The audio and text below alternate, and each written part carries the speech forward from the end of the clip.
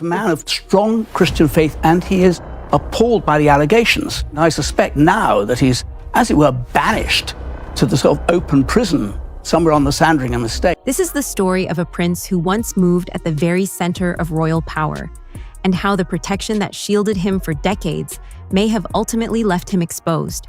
For years, stories circulated quietly behind palace walls. Staff whispered, courtiers observed, but few spoke publicly, until now. Paul Burrell spent more than 20 years inside the British royal household. He began as a footman to Queen Elizabeth II. Later, he served as butler to the then Prince of Wales, now King Charles III.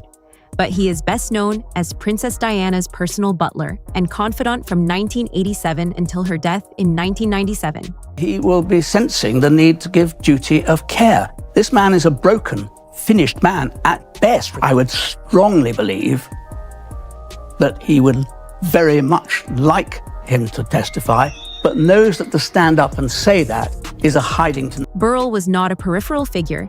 He worked in the rooms where decisions were made. He observed dynamics most outsiders never see. His first memoir, A Royal Duty, sold more than 2 million copies worldwide. Now, at 67, he has returned with a new book, The Royal Insider, My Life with the Queen, the King, and Princess Diana, published in January 2026. And in it, he offers a portrait of Andrew Mountbatten Windsor that is difficult to ignore. According to Burrell, the behavior was not occasional, it was routine. I saw his pomposity firsthand, Burrell told Fox News Digital. He would tell people to F off, get out of here, F off. It was obscene, really, the way he treated people. Staff were reportedly kept awake late into the night during dinner parties that stretched past midnight. Footmen and maids, by Burrell's account, were exhausted. Resentment grew quietly in the background. But what gives these accounts weight is not simply the language.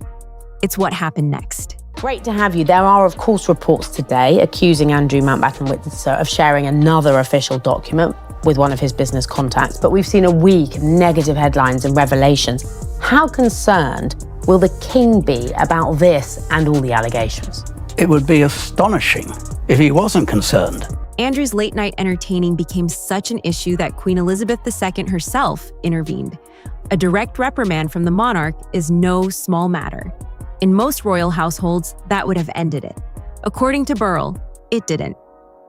After being told off by his mother, Andrew and Sarah Ferguson allegedly refused to allow maids into their rooms. They stayed in bed late into the day. Staff were, in Burrell's words, abused by the system. The implication was clear. Correction did not produce change. So how did it begin? Burrell offers a theory rooted not in scandal, but in upbringing. Andrew, he argues, was always entitled because he had his mother's protection. By the time Andrew was born in 1960, the Queen's life had shifted. The early years of her reign had been dominated by duty. Charles and Anne were raised in the shadow of a young monarch, still adjusting to the throne. But Andrew arrived at a different moment. The Queen had more space, more stability, more time. Appalled by the allegations, and of course affected in his role as monarch as well, because the headlines are all about this, which, no institution wants that. And he is trying to do, and is doing, an extraordinary job in his role as head of state. And according to Burrell, she doted on him. Prince Philip, often described as the guardian of royal protocol, enforced boundaries for other senior royals. Access to the Queen was structured, formal, controlled. But Andrew, Burrell suggests, operated outside those rules. If true, that distinction mattered, because entitlement, once normalized, rarely remains contained. When Sarah Ferguson entered the picture, Burrell describes her as a farmer's daughter, the child of a polo manager. Andrew reportedly told her she could have anything she wanted. She had it all, Burrell recalls. Everything she wanted, she had. In his telling, the culture of indulgence spread. The two, he writes, were well matched. At the time, such accounts remained internal. Palace tensions rarely surfaced publicly. The monarchy's insulation was nearly impenetrable. But insulation is not immunity. In 2019, Andrew stepped back from public duties following his BBC Newsnight interview regarding his association with convicted sex offender Jeffrey Epstein. The interview was widely described by royal observers as catastrophic. The tone, the explanations, the lack of visible contrition. Public opinion shifted decisively. Titles began to fall away. Military affiliations were removed, patronages reassigned. And on October 30th, 2025, King Charles III formally stripped Andrew of his remaining royal titles and honors. The man once styled His Royal Highness Prince Andrew, Duke of York, became simply Andrew Mountbatten Windsor.